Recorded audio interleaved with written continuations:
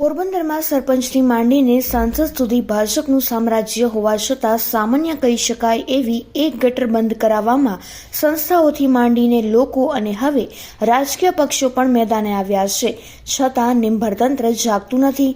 તેથી વધુ એક રજૂઆત કરવામાં આવી છે. પોરબંદર ડિસ્ટ્રિક્ટ હાથ સે હાથ જોડો સમિતિના પ્રમુખ અરવિંદ જોશીના નેતૃત્વમાં આગેવાનોએ પોરબંદર જિલ્લા કલેક્ટરને આવેદન આપી રજૂઆત કરી છે કે પોરબંદરની મધ્ય શહેરમાં આવેલી એકમાત્ર વર્ષો જૂની બાલુબા કન્યા વિદ્યાલયનો એમજી રોડ પર આવેલો મુખ્ય દરવાજો ગત ચોમાસાથી સાંઢિયા ગટરના ખોદકામને લઈને બંધ કરી દેવામાં આવ્યો છે. આ સાંઢિયા ગટર ચોમાસાના પૂરના પાણીનો નિકાલ કરવા માટે ખોદકામ કરવામાં આવ્યું.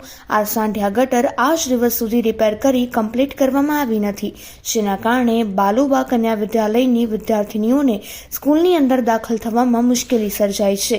તો આ બાબતે અનેક સામાજિક સંસ્થાઓ દ્વારા લેખિતમાં આવેદન પણ આપવામાં આવ્યું છે, પણ પોરબંદર મહાનગરપાલિકા દ્વારા કોઈ નક્કર પગલાં ભરવામાં આવ્યા નથી, જેનો ભોગ વિદ્યાર્થીનીઓ બને છે.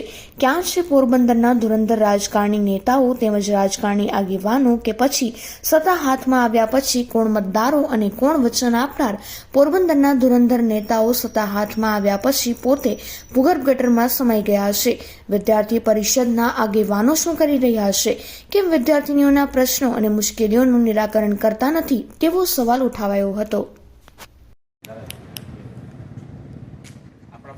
આજ રોજ પોરબંદર જિલ્લા હાથ સે હાથ જોડો કોંગ્રેસ સમિતિના પ્રમુખ શ્રી અરવિંદભાઈ રણછોડભાઈ જોશી, કોંગ્રેસ સંગઠન કાંતિભાઈ બુધેચા તથા કોંગ્રેસ આગેવાન જયેશભાઈ ઓડેદરા તથા જગદીશભાઈ રણછોડભાઈ જોશી વગેરે આગેવાનોએ પોરબંદર જિલ્લા કલેક્ટર કચેરીને આવેદન પત્ર આપી રજૂઆત કરેલ છે કે છેલ્લા 6 માસથી ચોમાસું શરૂ થયું ત્યારથી પોરબંદર બાલુબા કન્યા વિદ્યાલય શાળા પાસેથી સાંઢિયા ગટર ખોદવામાં આવેલ છે.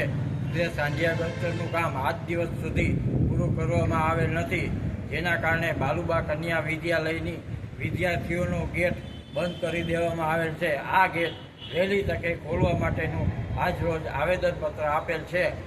આપણા પોરબંદરના ધારાસભ્ય તથા શ્રી સંસદ સભ્ય પોરબંદરની મુલાકાતે આવેલા હતા, પણ તેમણે એ નજરમાં આવેલું છે કે નહીં. જો આવેલું હોય તો એમને પણ આપણે વિનંતી કરીએ છીએ કે આ કામ વહેલી તકે પૂર્ણ કરવામાં આવે.